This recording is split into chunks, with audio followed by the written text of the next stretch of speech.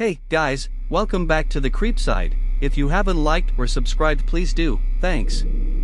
Run for Your Life, also known as simply Level Run or Level exclamation mark, is an anomalous level notorious for being one of most dangerous locations in the backrooms. It should never, under any circumstances, be entered deliberately.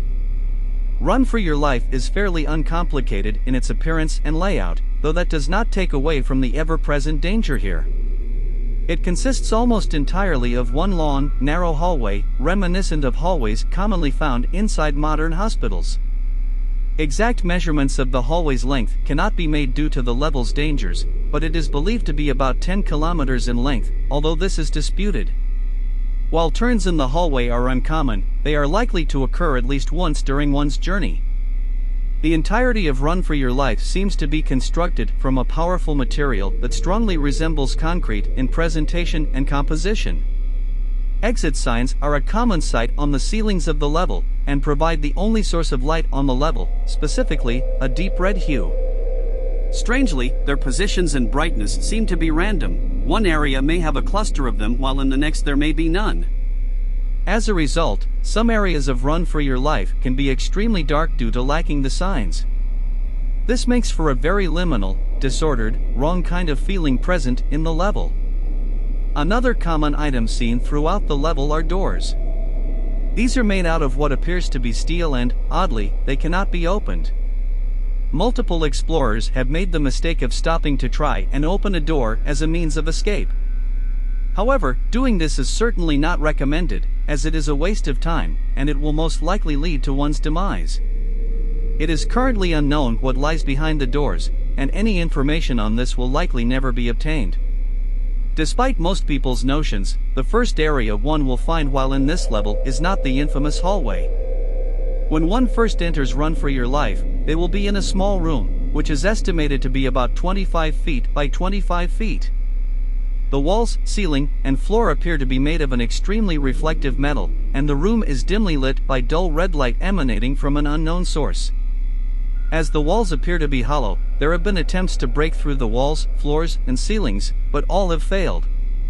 It is theoretically possible, though impossible in practice, that the walls could be broken through with sufficiently powerful technology, such as explosives or a mechanized battering ram.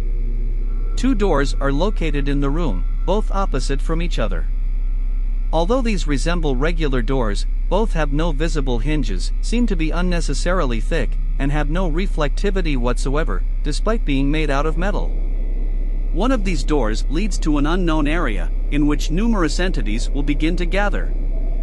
These entities, presumably after smelling, hearing, or seeing the person, will begin pawing, scratching, and eventually banging on the door in an attempt to break it down. Normally, the structural integrity of the door will begin to decrease around 30 seconds after the person's arrival, with dents appearing and the door beginning to visibly bulge. This has been known to cause extreme fear within those who have entered this level, which tends to increase because attempts to open the second door, which would allow them to leave the room, rarely work on the first try, or even the 10th. However, the door is all but guaranteed to open eventually. It should be noted that there have been reports of the entities breaking through the door extremely quickly, approximately 10 seconds after the wanderer arrives. The area the second door leads to is a long hallway with architecture resembling that of a modern medical hospital. Present throughout the sides of the hallway are unlocked metal doors, located at random locations. In a similar manner, exit signs similar to those found in normal buildings can be seen at random locations on the ceiling. Like a normal hospital, the floor is made out of what appear to be porcelain tiles, with the walls being apparently wooden and the ceiling being made out of white tiles. Although the hospital seems to be in pristine condition, it is eerily empty. Many have reported seeing shadows in the distance walking in the hallway or entering and exiting some of the doors, but it is unknown if they are entities or just hallucinations. However, as time goes on, the hospital will begin to change. After an unknown period of time, the doors will lock, preventing people from entering or exiting if they wandered in. The lights will dim, and the red lights illuminating the exit signs will increase in brightness and will take on the hue of the light which illuminated the room one began at. Sightings of the shadows will stop, and visibility will greatly decrease. In addition, a faint alarm tone will appear in the distance, and the material that the walls are made of will change to a concrete-type material. After a certain amount of time, which varies between people, often just seconds after they leave the first room, the first door in the room one began in will finally break and fall down, resulting in an extremely loud noise. Afterwards, a horde of entities, which mainly consist of entities one would typically find throughout the backrooms, such as hounds, skin stealers, smilers, partygoers, lighters, and many more, will emerge from the room and will begin pursuing the person who entered, forcing them to begin running down the hallway away from the entities. At some point, the faint alarm noise one heard at the start will become almost deafening, although the source of this noise is unknown. The apparent objective in Run for Your Life is to run as fast as one humanly can to the exit before the enormous entity horde that is chasing the person catches up to them. Helpful items may be found to aid one during their escape. These helpful objects may include bottles of almond water, which can be found laying on hospital beds and chairs, along with energy bars, which usually accompany almond water bottles, but they can be found in isolated groups, most likely lay on tables. But, with a couple documented exceptions, they are either hidden or out of one's view, forcing people to backtrack and risk their life to retrieve them. The entities will adapt to one's capacity of running, to a point of giving difficulty even to the ones experienced at running.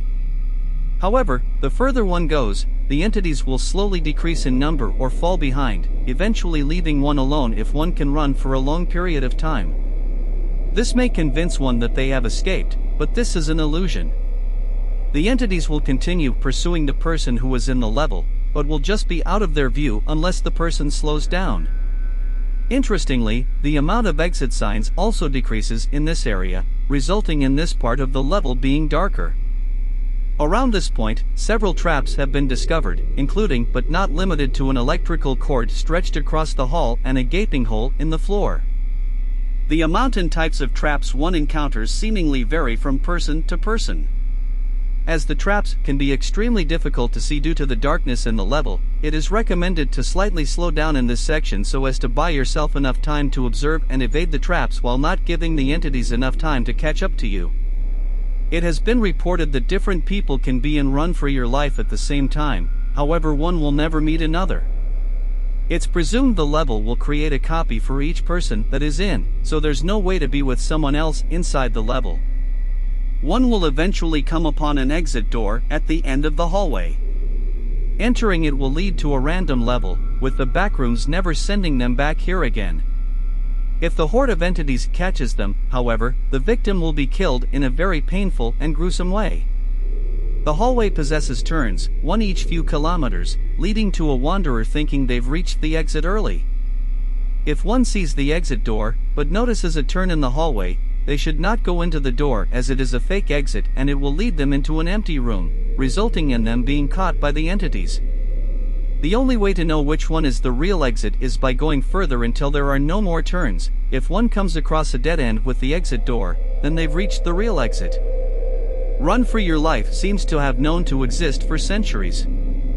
A picture of Run for Your Life, known as Photographied by the Embody.g, was recovered in level 52 that, oddly, appears to have been taken all the way back in 1863. Strangely, the level still has a modern appearance, despite modern hospitals not existing yet. It is unclear how this photo was taken, considering that one is in constant danger in the level, and that people trapped in the backrooms in the 19th century likely did not have the technology and materials to actually make the cameras that existed at the time. Furthermore, cameras used at the time were heavy and unwieldy, which, obviously, would not be ideal. Nevertheless, the physical photograph is currently under the ownership of the MEG. As a result of this, some have theorized that Run for Your Life was a safe level at one point, which would make it ideal for 1800s photography. These claims have been backed up by the presence of the aforementioned energy bars and almond water bottles. All of these theories and claims are, however, not confirmed as fact, and they should be taken with a grain of salt.